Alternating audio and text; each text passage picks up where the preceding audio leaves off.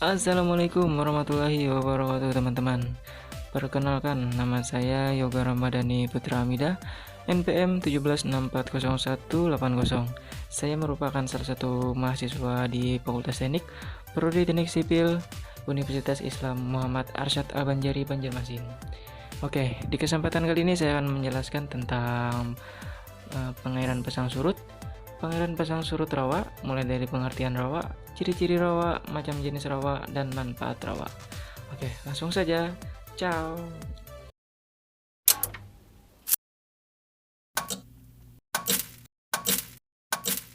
Ekosistem rawa memiliki ciri-ciri antara lain seperti suhu rendah, kadar garam rendah, penetrasi cahaya yang kurang, dipengaruhi iklim dan cuaca di sekitar, dan memiliki tumbuhan seperti jamur, gulma, alga yang berfungsi sebagai produsen, serta memiliki ikan tawar yang dapat dijadikan sebagai sumber pangan protein hewani. Sumber airnya berasal dari air hujan dan air sungai. Komponen pembentuk ekosistem rawa terdiri dari abiotik dan biotik. Pengertian rawa. Rawa-rawa atau disebut juga dengan rawa merupakan suatu daerah rendah yang tergenang oleh adanya air. Pada dasarnya permukaan air rawa ini selalu di bawah lapisan atmosfer bumi atau juga setara dengan permukaan air laut, sehingga airnya selalu menggenang serta permukaan airnya itu selalu tertutup oleh tumbuhan-tumbuhan liar. Ciri-ciri rawa. 1. Warna air cenderung keruh bahkan terkadang merah. 2. Pada umumnya terdapat di cekungan dengan topografi sekitar relatif datar. 3. Airnya bersifat asam karena selalu terjadi penggenangan. 4. Sifat kimia tanah anorganik dan mengandung pirit. 5. Bagian dasar berupa tanah gambut. 6. Bagian permukaan ditutupi oleh tumbuhan air seperti bakau dan eceng gondok. Dan yang terakhir adalah nomor 7, terdapat banyaknya sarang nyamuk. Macam jenis rawa. 1. Berdasarkan airnya.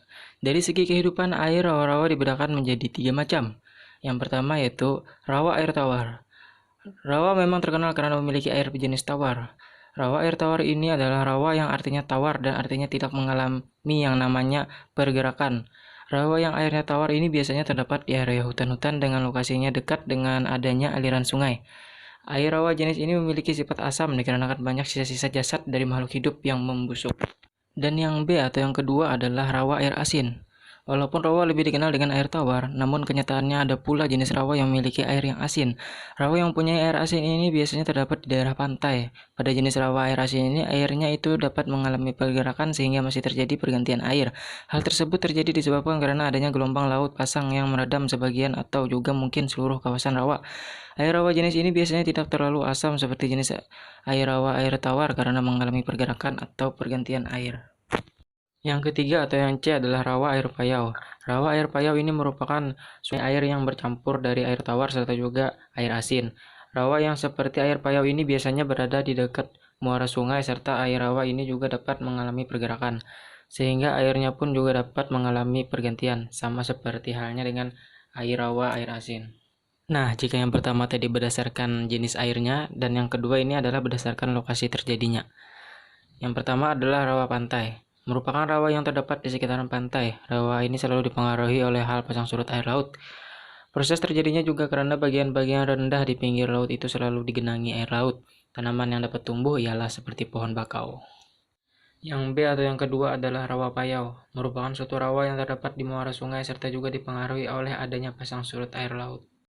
Yang C atau yang ketiga adalah rawa sungai. Merupakan suatu rawa yang terjadi disebabkan karena di bagian sisi kiri kanan sungai itu terdapat daerah-daerah yang rendah, yang mana air sungai itu selalu menggenanginya. Adapun manfaat rawa adalah sebagai berikut. 1. Tempat untuk berbudidaya beberapa jenis ikan-ikan tertentu. 2. Tempat berbudidaya beberapa jenis tanaman tertentu. 3. Sebagai lahan pengganti sawah yang tidak perlu diairi lagi.